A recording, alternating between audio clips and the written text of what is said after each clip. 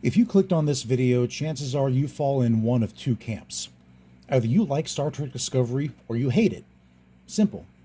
If you're in the hate camp, please don't be discouraged when you find out I'm a fan. I swear you will get something out of this as well. It is largely directed at you after all. So, you hate Discovery. You hate what it brought to the Star Trek universe. You hate the pacing, the action, the dialogue, the emotion, the Klingons, the burn, Burnham herself. I get it. I really do. Because I'll be honest, though I like Discovery, I'm not a big fan of a lot of aspects of this show either. Is it the worst Star Trek? No.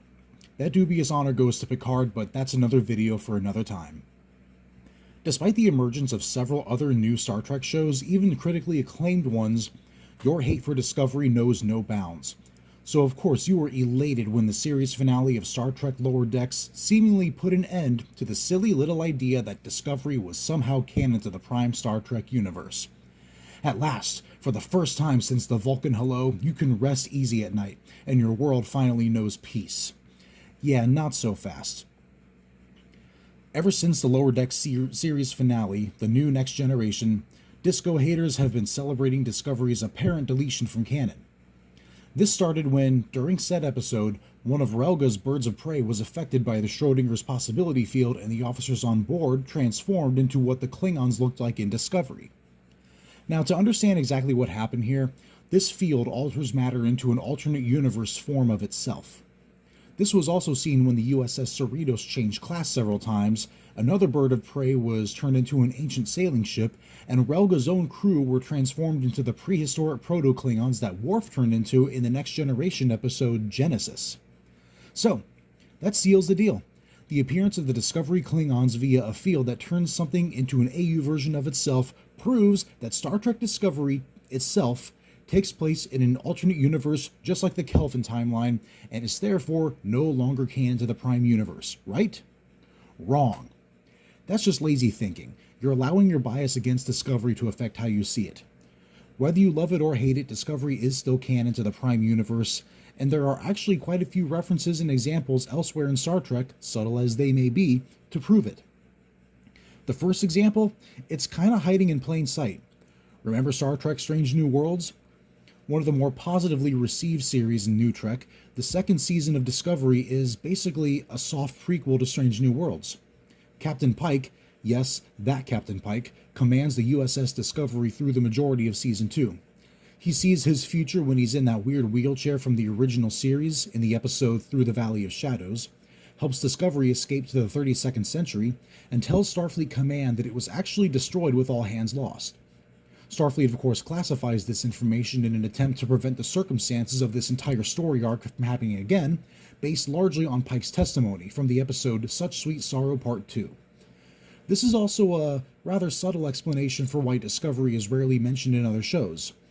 Despite this, we see a Discovery pin in Starfleet Remembrance Day, La'an, Nooney, and Singh learning about Michael Burnham being a mind meld with Spock in the episode Memento Mori, and Spock himself mentions in the Strange New Worlds pilot episode how much he misses her to Captain Pike.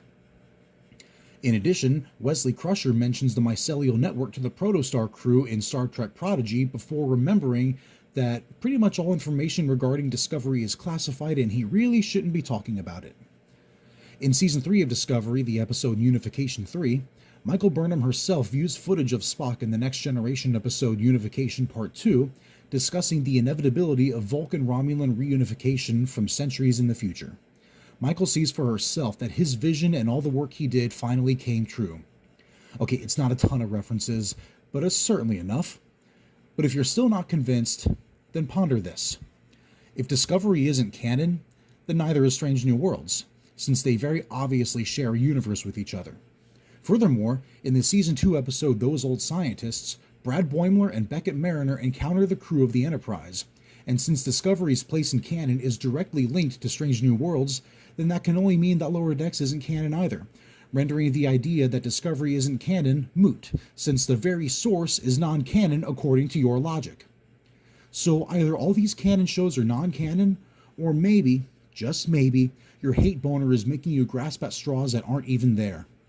Lower Decks is essentially a love letter to the entire Star Trek franchise and the people who love it, including Discovery.